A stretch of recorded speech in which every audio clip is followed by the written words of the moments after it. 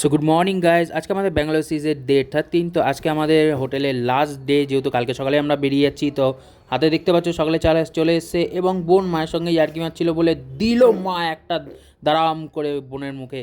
এবং তারপর আমরা চলে গেলাম কলা কিনতে। তো তোমরা দেখতে পাচ্ছ গাইজ, আমরা বাজারের মধ্যে ঢুকে পড়েছি এবং এখানে বাঁদরের অনেক উৎপাত, যেহেতু এখানে সব রকম ফল এখানে পাওয়া যায়।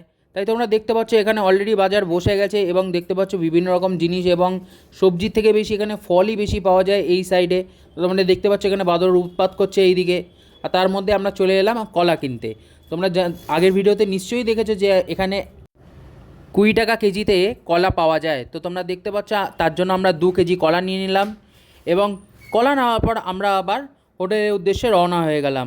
দেন আবার ব্রেকফাস্ট করে আমরা আবার বেরোলাম পাপার সাথে এটিএমে যাওয়ার জন্য, যেহেতু আমাদের হাতে 1 ফোঁটা ক্যাশ ছিল না।